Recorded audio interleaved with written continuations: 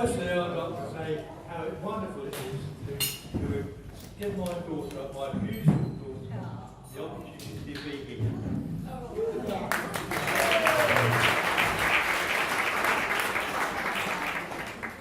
She and I are delighted to be here today amongst many of both ours and Mark Foss's friends. We are thrilled to welcome Mark into our family. Mum and I thought our family was complete with our two boys. Then unexpectedly along came our sometimes adorable daughter. She was going to be named Helen, but at Wilt's Ferry Light on the way to Salisbury Hospital, her name suddenly changed to Lee. The same Irish reason she became a cricket, known as Floss. Today, Lee is at the top of the tree, far above her rivals, the competitive brothers, Kevin and Russell.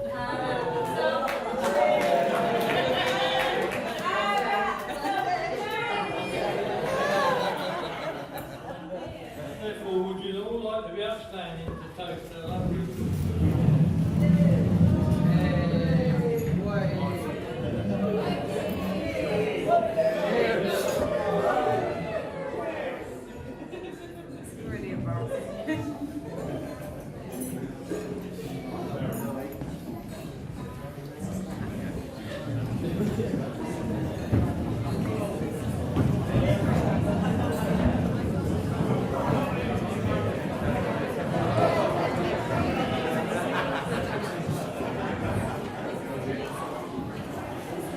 Ladies and gentlemen, a bit of a double act with me and Dad. And absolutely, does everybody think that he looks beautiful?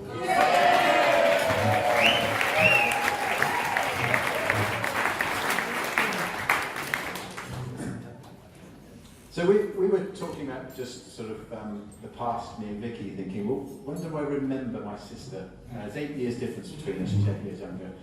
And I don't remember her sort of coming home as a baby, being 8 years old, probably wasn't really interested as a small boy. But I do remember, it was probably triggered by a photo which I've just seen over on a Tuesday. There's a photo of Lee with a sort of basin haircut. It's my earliest memories. And I was talking to Dad, and he said, well, where that came from is we used to go to the men's barbers. Which is where that haircut came from. They wanted 3 boys. 3 boys. Some of the things I remembered as well, we were living in a house temporarily, and we had all the wardrobes from the bedroom in the living room full of mirrors. And Lee, when she was little, would only talk to us in the mirror.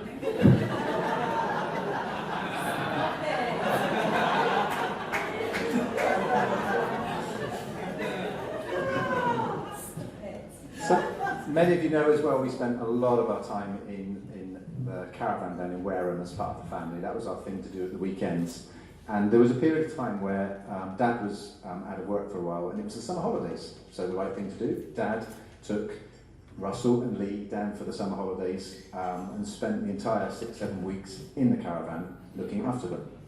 So one day they decided to go to the beach, so we need to get some sandwiches. What do you want, kids? So Lee and Russ, between them, decided that lettuce and treacle sandwiches would go down well for them.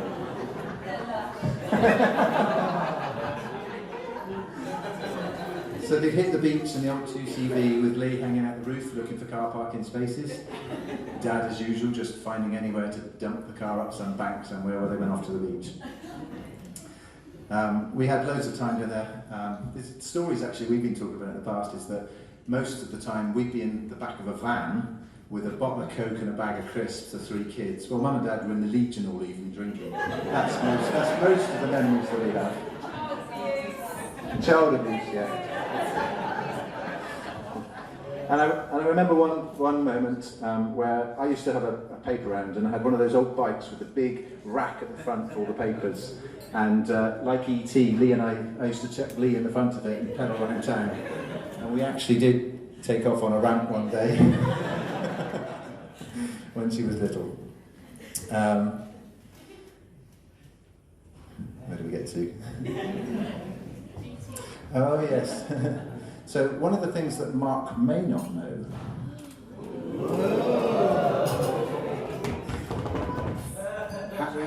many know that Mark is a real clean freak? So when Mark goes away, what do you think Lee does? She doesn't wash up, she doesn't do any cleaning. She sits on the sofa eating crisps, deliberately dropping crumbs everywhere. And then the day before he comes home, a mad clean-up. Right.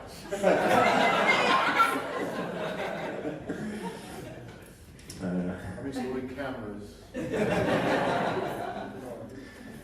Lee was introduced to our family on a big ski trip holiday, and she suffers with, what's that syndrome you get up the mountain? Altitude sickness. Altitude sickness.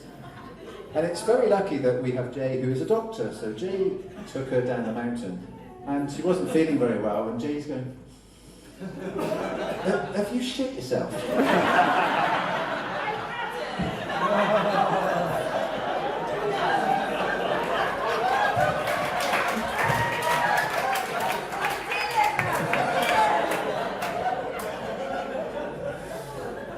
Anyway, so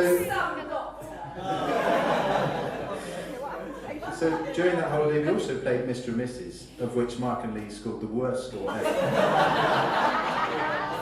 And we're still wondering what's wrong with Lee's nose.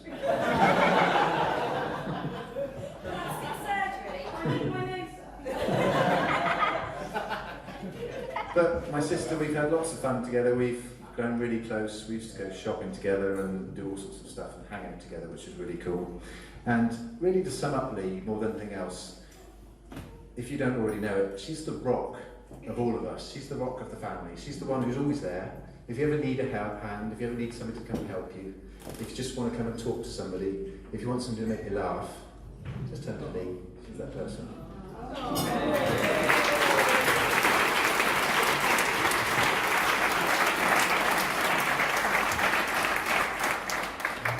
So with that, I'd like you to be upstanding and toast all of our absent friends and families.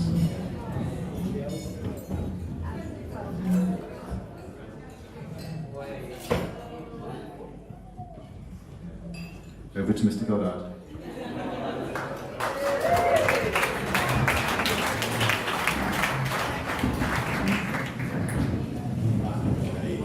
Brian and Kevin, thank you both for your very kind words.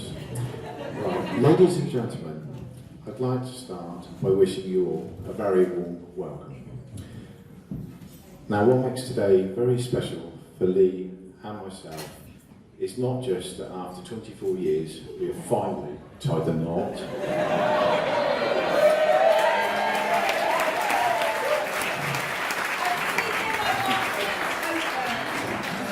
For us also, what makes today very special is to come in together, a family and good friends. So a big thank you to you all for coming today. There's just one other little thing that makes this moment very special for me. This is that I get to speak for the next 15, 20 minutes, uninterrupted, by my new wife.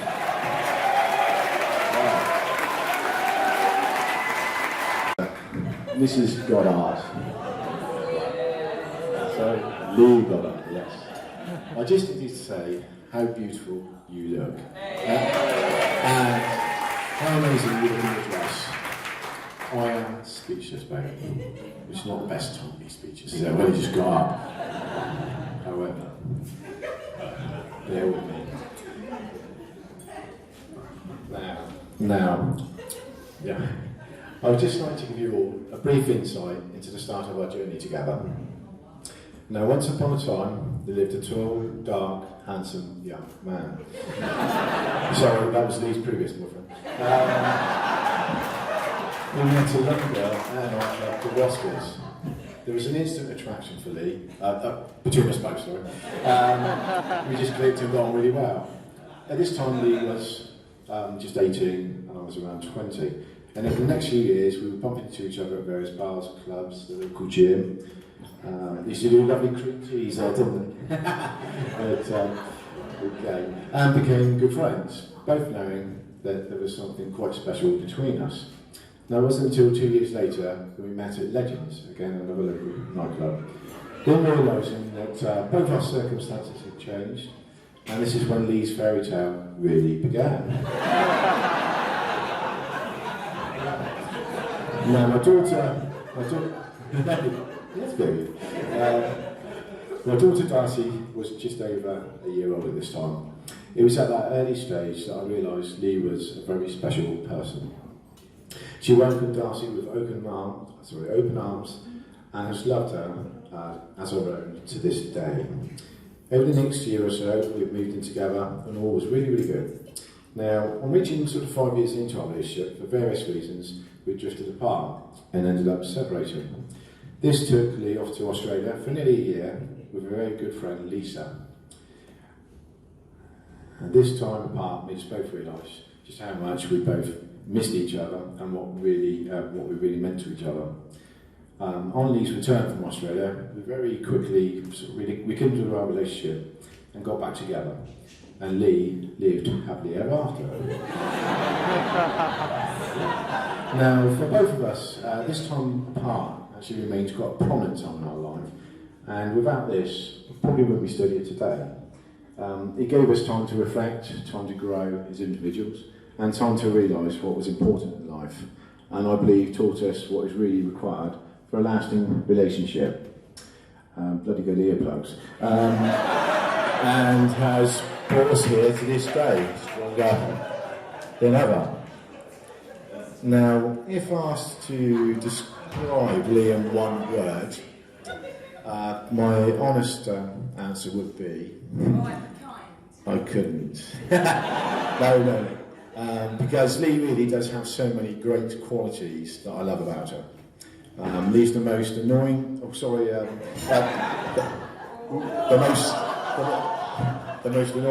the most selfless person, always putting others first.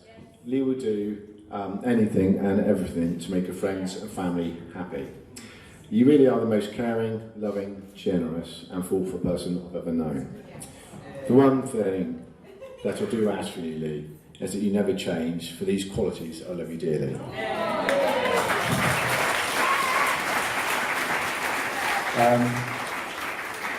Lee, I just want to say that I love you and hope that every day will be as happy as today, just not as bloody expensive.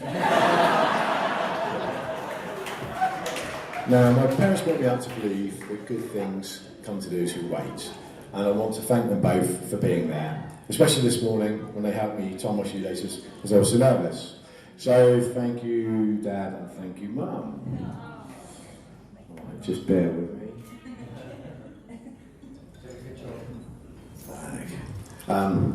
My wife, it's quite scary. Would not be the person she is without the love and support of two very special people. Lee's parents, Brian and Sheila. Thank you both for helping her to be the person she is today. Those 24 years ago, you both welcomed me into your family with open arms. Within the first month, I even had a shelf in the fridge with my own beer on. I even recall Russell once being told off, his mum, and told to put the bottle of beer back because they were marks.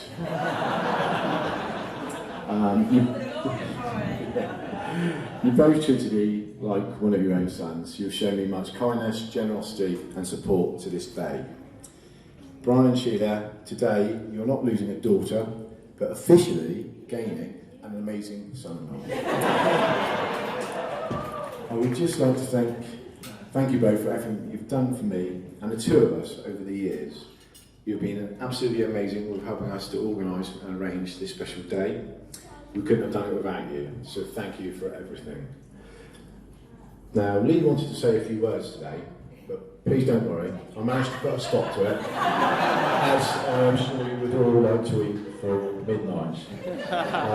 However, Lee has literally just given me this to read out, so just bear with me. Okay. Right, okay. I would just like to thank all my friends who joined me in Croatia to celebrate my first hen party. I had the most amazing time and would like to thank each and every one of you from the bottom of my heart for the most amazing time. And a special thank you to Hayley and Philomena for organising this trip. Thank you both. You sure you don't need this paper? No, it's all right. I would also like to thank everyone who made my local hen party to Salisbury. What a great evening with so many amazing friends and family. A massive thank you to you all. And finally, I would just like to say how amazing and handsome my new husband looks today.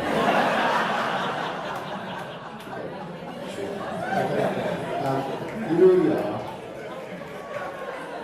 really are 1 in a million. There isn't a day that goes by that I don't wake up next to you and pinch myself just to check. There's a little bit of joy.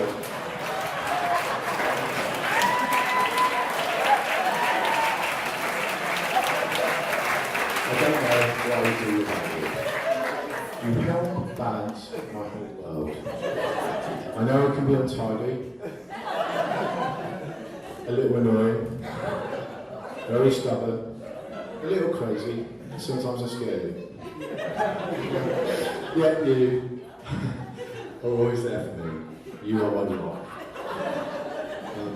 Through my whole life with fun and laughter, you're my best friend, my soulmate, and I'm thankful for every day with you. You are my Mr. Perfect.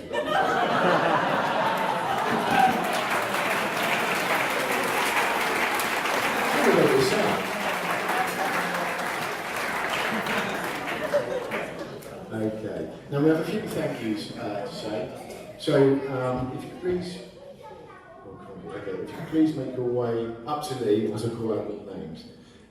Firstly, please can you show your appreciation to the two flower girls, our nieces Lily and Olivia. Also, our wonderful page boy, Zach. Zach, would you like to come up? Zach, would you like to come up? Come up with Mummy. Hey.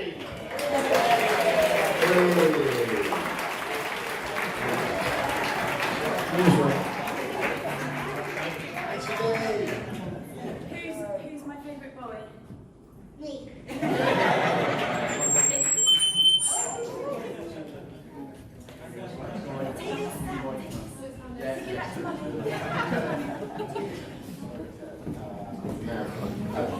Our bridesmaids, my beautiful daughter Darcy.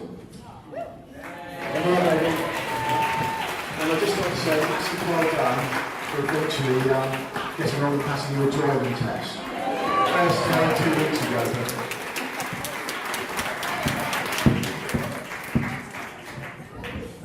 Okay, with our maid of honour, Lee's lifelong friend, Hayley, thank you.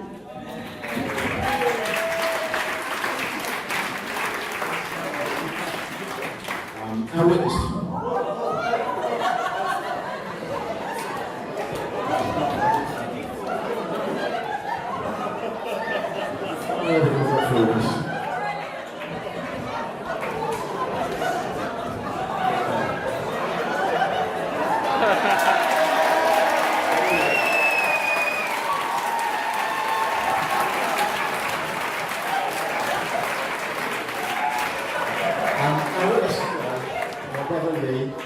And Morty's brother, Russell. Yeah, Russell. Thank you, guys.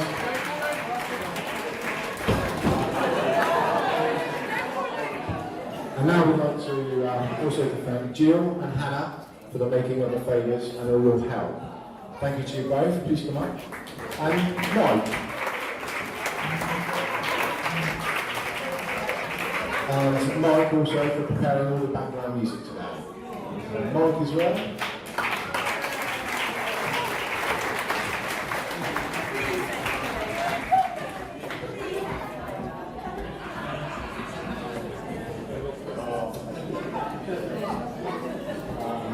Next, Lee's brother Kevin for your speech, and his lovely partner Vicky for a lovely reading today. Fabulous. Thank you.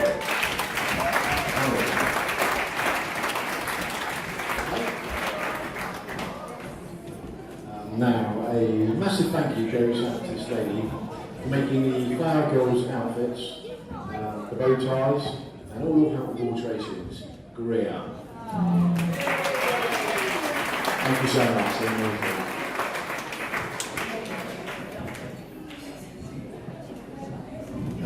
Greer, yeah, she's just.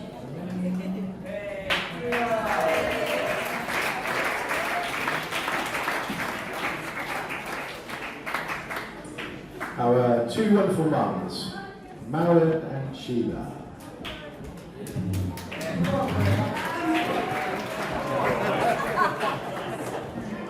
This is for Lee. It's what happens after you go on a hen night with Lee, and the next day you're trying to get things done quickly because on the Monday you're about to go on holiday.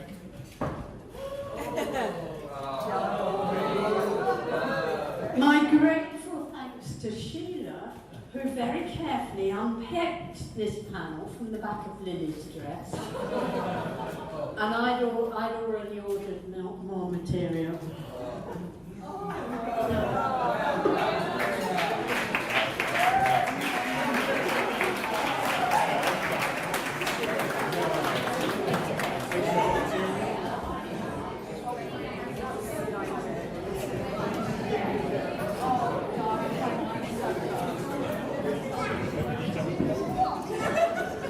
I'd like to thank Beehive Joinery for sorting the signboards and the arrows. It is grown. Now, yes. Okay.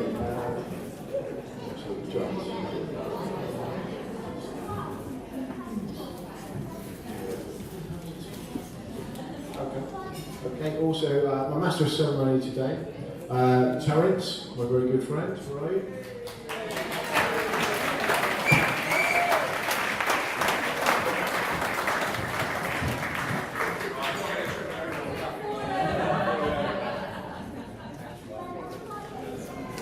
And also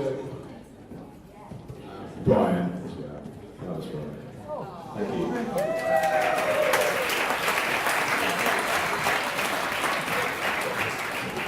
I would now like to propose a toast.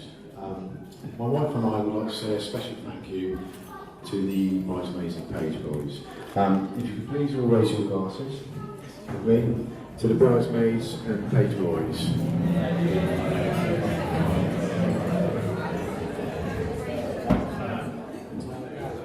Right. And finally, a big thank you. Thank God. No, I haven't finished yet. Okay, bear with me. And finally, a big thank you to this man beside me, my best man, Anthony.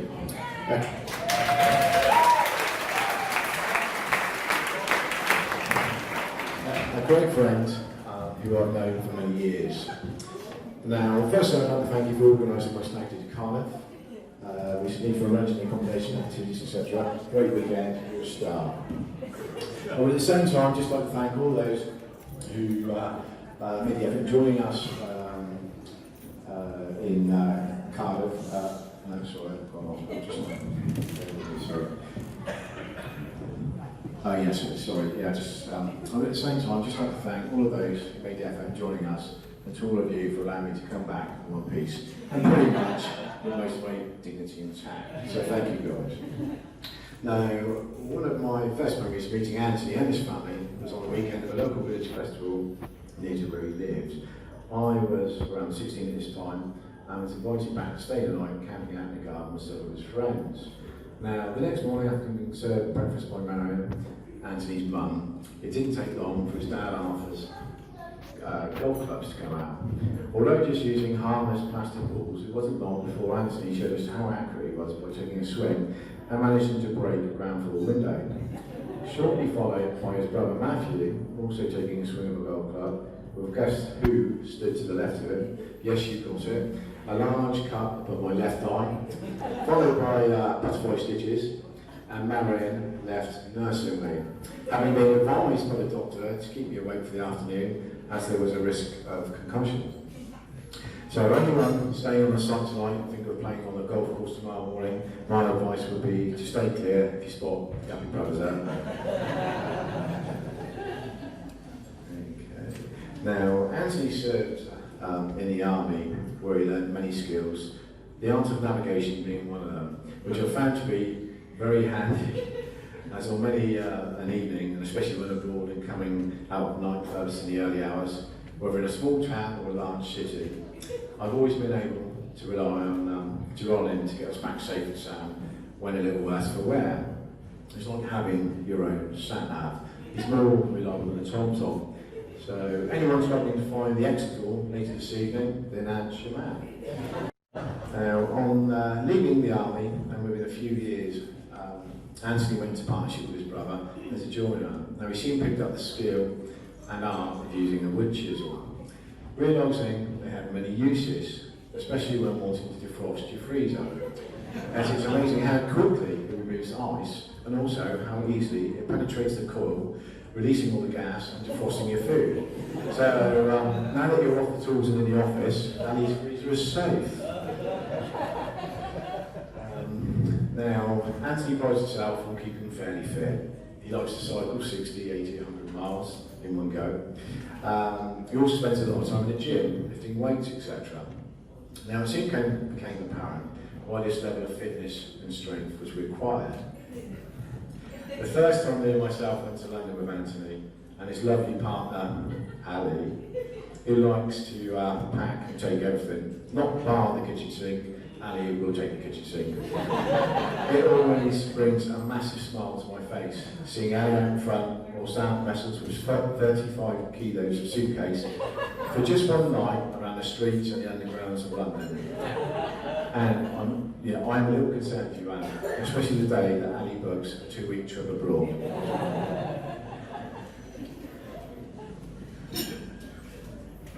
We're nearly there. We're nearly there, guys. Now the title of Best Man is very fitting, not just for today. You are a good friend, always there for sound advice, always got my back. You're able to laugh with me and quite often at me. You are a true friend who I respect very much.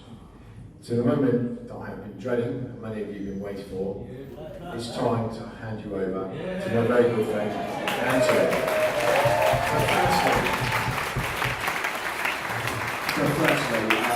And that's good, of course. My best man. Thank you.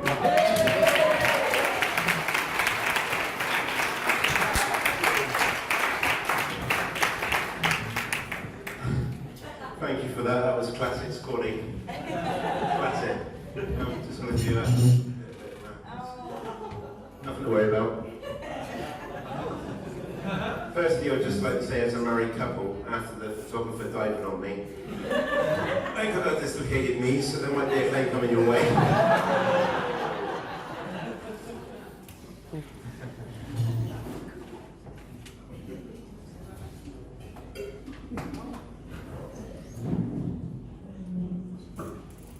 Firstly, I would like to say how stunning you look, Whitey.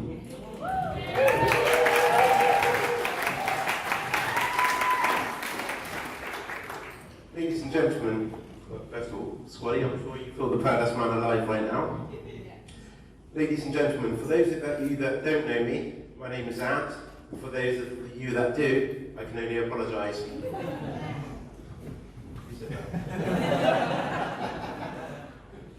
I would just like to say, although I am proud to be Squatty's best man, I know I am way down the list of his priorities. And I know this for the following reasons. Firstly, I could be starving, and he would choose to share his last meal with his beloved dog, Bella. Secondly, his beloved KTM motorcycle. He spends more time in the garage polishing this than he does anywhere else. Thirdly, Pinky's gluten-free banoffee pie. When he eats one of these, he literally guards it, like his life depends on it. And fourthly, now his beloved wife, Mrs. Lee Goddard. My first memory of Squatty, or Mark, as he was more commonly known back in '89 at school, was when I was in a history lesson with Mr. Damrell. And Squatty had to report to him for wearing incorrect school uniform. And he walks with a cheesy grin, bleached blonde hair, and a confident walk.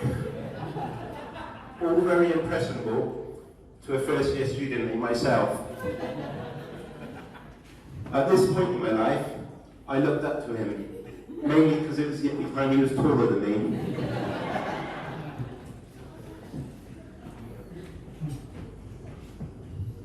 Over the years, we have had many a night out. One particular night, I met Lee, or Whitey as she was introduced. This kind, caring, funny young lady left an impression on me that I will never forget.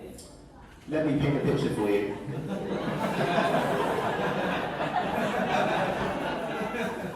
The location, Shaftesbury, the Grosvenor Hotel. After a night of booze and laughs, midnight soon came, and we found ourselves outside messing around while Whitey was trying to find us a lift home. After telling Squatty to lower his voice by 1,000 decibels, she finally lost her patience. It's a trainer, isn't it? It's a trainer. No.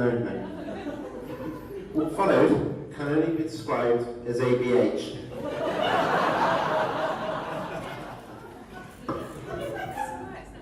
She removed the flip-flop and she struck him around the face, continuously while telling him to shut up.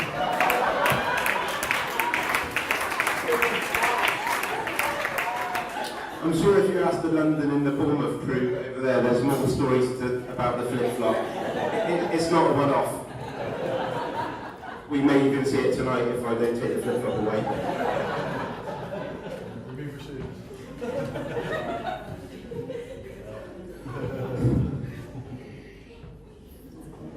It was then that Squatty muttered those 3 words. I'm sorry, babe. 3 iconic words that would stay in their relationship. Another phrase Squatty is famous for amongst friends is hellfire.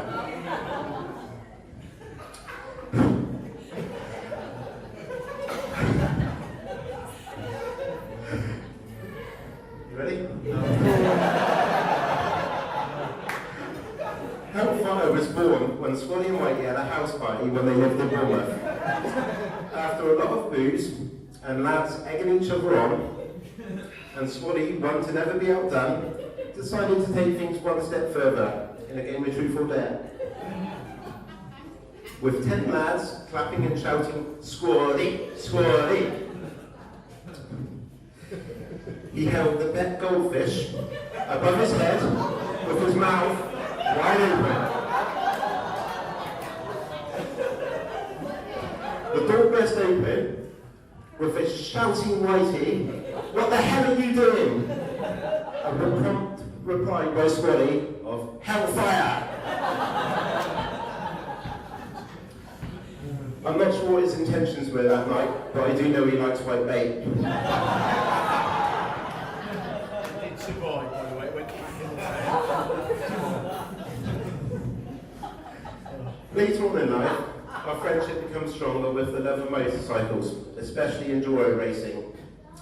We would spend many a weekend in competitions, and it really didn't matter what position we come as long as you beat your mate. We all wanted bragging rights for the journey home. When we got home, we would often have a debrief over a pint and a roast dinner cooked by Whitey. It must have been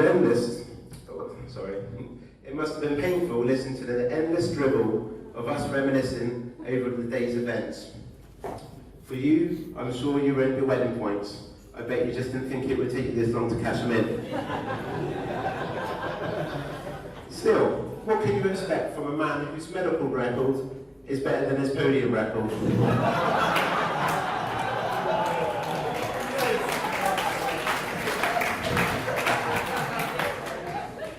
Clearly Whitey is devoted to seeing Squatty happy after the endless nights of moaning and groaning and the trips to hospital, all for the love of his hobby, motorcycling. Some time ago, I text Whitey 6 questions. She replied with 6. I was on a test. Followed by 6 answers. I should read the questions followed by her answers. Question 1. When and what age did you meet? The year was 95, I was 18, but 20 when we went on our first date. No surprise it took me 24 years to get to here then. Question 2. Where did you meet? Oscar's nightclub. For those of you that don't know, Oscar's nightclub is on the grounds of Longleat Safari Park. Surely this explains the obsession with animal print. Question 3. The most lovable thing about him. His sense of humour and his kindness. Well, he's not that kind, he's not living with his bike yet. Question 4. The most annoying thing about him. Breathing.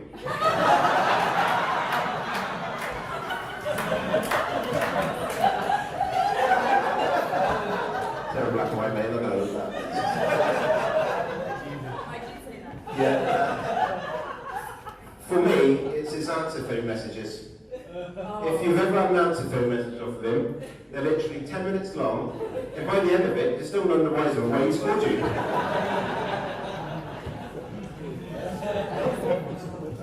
Question 5. One thing you would change about him. Nothing. It wasn't nothing, you're perfect, it was just nothing. Question 6. The most romantic thing he's done for you. Asking you to marry him. Gobsmacked. The happiest day of my life.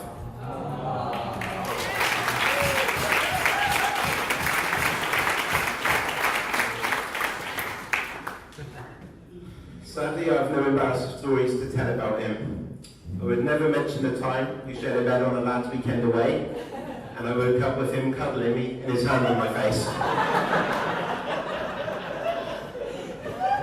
All the time he told me he had a rugby player's injury because he got a smack round the head and he had a cabbage ear. I always thought it was a cauliflower ear.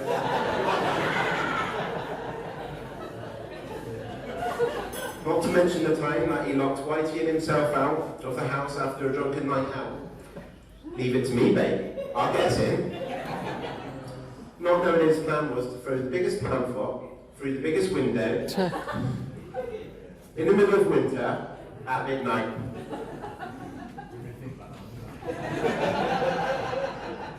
I would never mention the time that he got stopped in Newcastle because someone thought he was a celebrity off of the TV.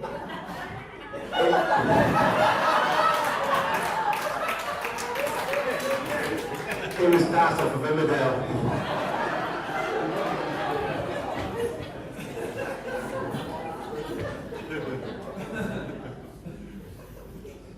Okay.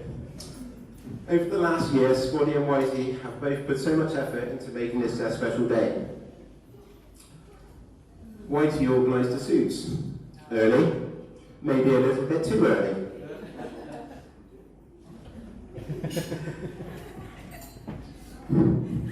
She stuck to a diet and put herself on boot camp training to get fit. She covered all areas to make this a perfect day. And I must say, what a fantastic job you have done.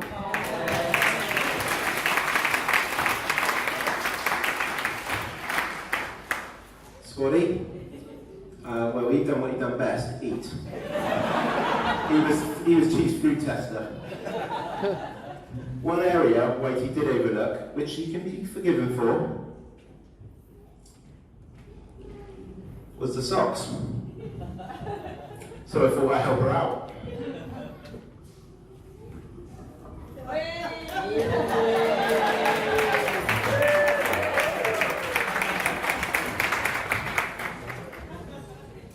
Never want to be left out. I got my own socks. I hope you approve. My own socks.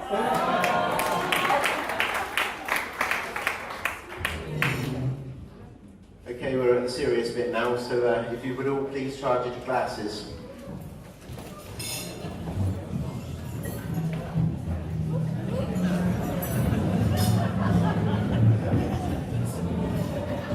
You have both been a very good friend to me and helped me through some of my darkest times, which I thank you both for. I am proud, honoured and humbled to be your best man and part of your special day. When I look at you as a couple, you inspire me with your qualities. Compassion, fun, humour, tolerance, compromise, passion and love. I take great pleasure in saying this. Ladies and gentlemen, please raise your glasses for the newly married couple, Mr. and Mrs. Goddard.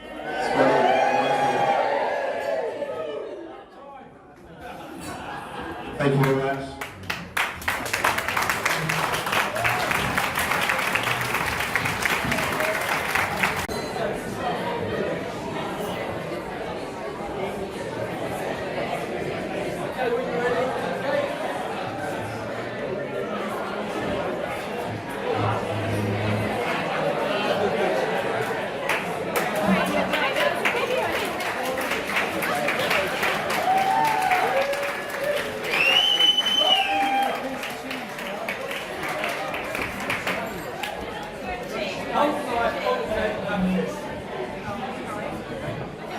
Specific guy on the kiss.